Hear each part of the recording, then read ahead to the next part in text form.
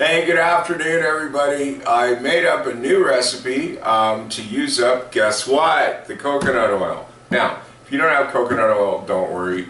Just sub it straight out for butter.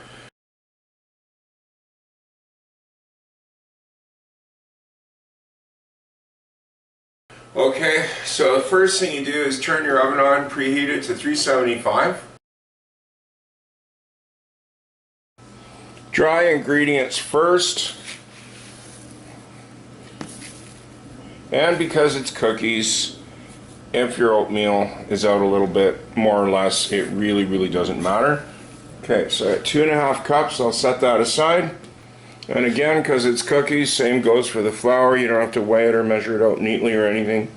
Just 2 cups. Add the baking powder, soda, and salt.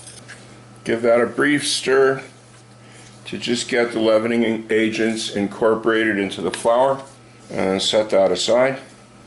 Now for the cherries, once I measure them in the bowl, instead of using a kettle, I turn the tap onto as hot as it will go, and then just measure some hot tap water into the bottom, not even to cover, just basically enough to soak the cherries. I'll show you.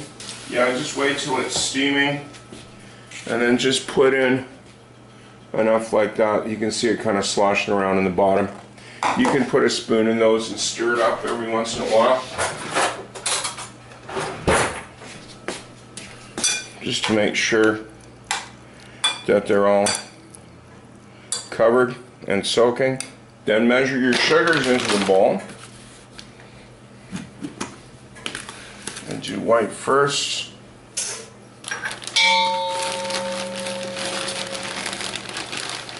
Hitting the bowl like a gong is not required. It's good luck. Then the brown. Then the vanilla.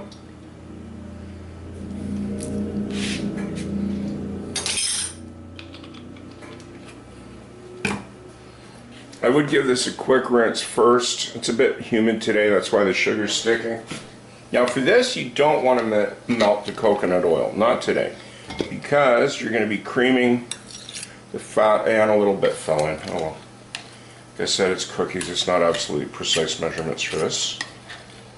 And I must say, as far as creaming sugars go, coconut oil is a lot easier and faster than butter. So once you've got your 1/2 cup measured, just put that in there. Got a spatula, and I'll zoom a bit so you can see what I'm doing. Okay, when you cream,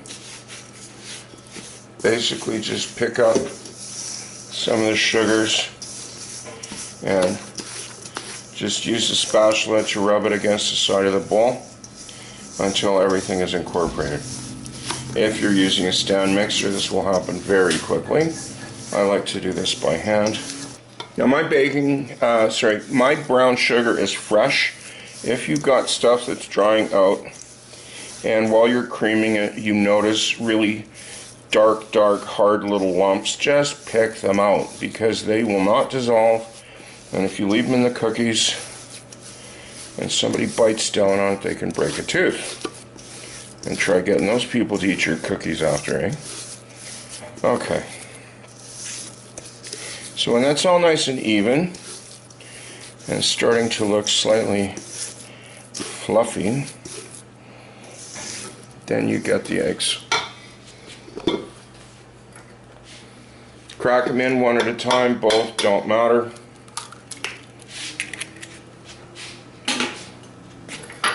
And ideally you should take the eggs out of the fridge before you start instead of an afterthought right now, for the simple reason that cookies come out better with room temperature eggs.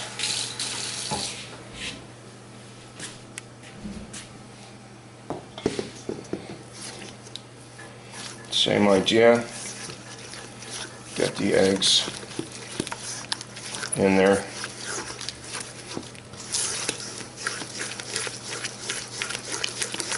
You could use a whisk if you wanted to. It's not actually necessary. Spatula will do just fine.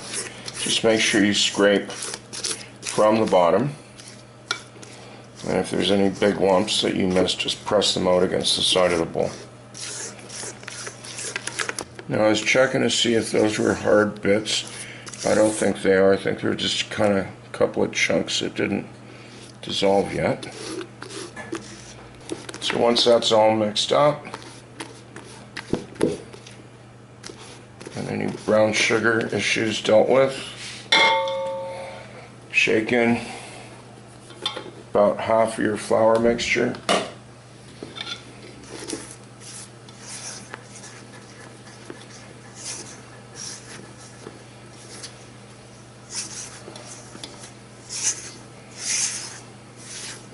Stir it till most of it's in, like that. Put in the rest.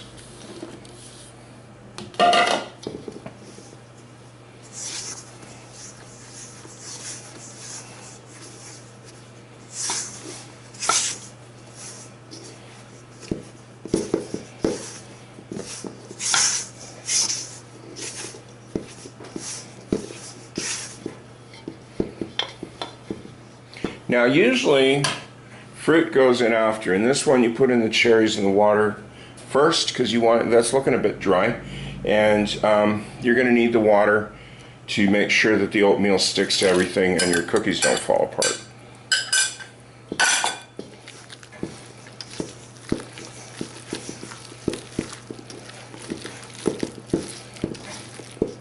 And you can see the consistency change immediately into a nice wet batter. Now you put the oatmeal in.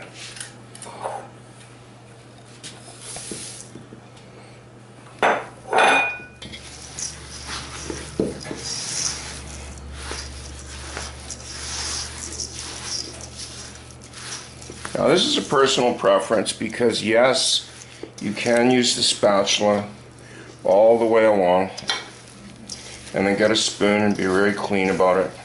Personally, I just prefer to put gloves on to mix it up and also form the cookies, so that's what I'm going to do right now.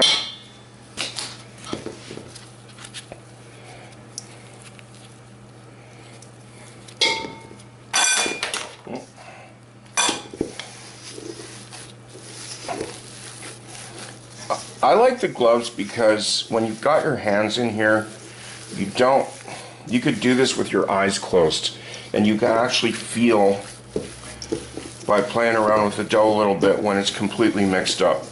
And this nearly was to start off with, so I'm not going to waste any time because, as with every other recipe that's got baking soda and baking powder, as soon as the water or liquid hits, it starts ticking. So I'm going to go over to the stove right away and start portioning these out.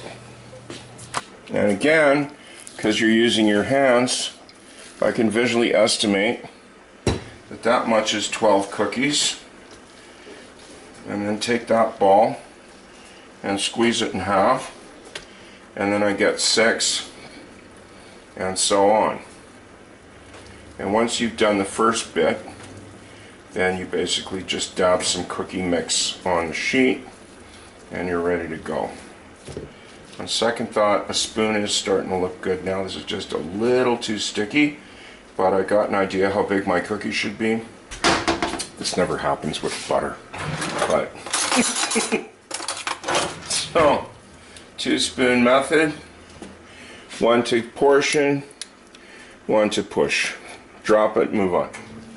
Now once they're all out, I do recommend a quick glove up at the last minute because this batter is very ill-mannered and it just kind of goes wherever it wants without regard to anything. So just do what I'm doing and kind of, you know, round it up.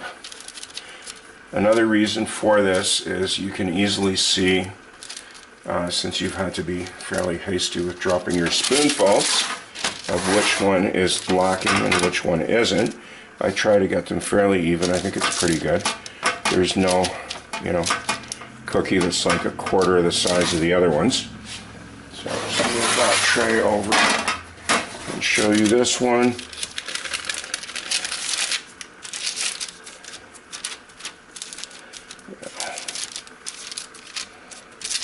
Because if you don't do this, like the little flat bits that are sitting everywhere like that are just going to burn.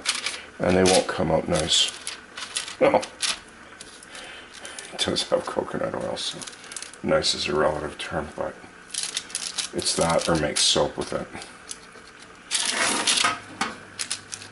Or some kind of skin cream or whatever. They're going in 15 minutes. We'll see what we got.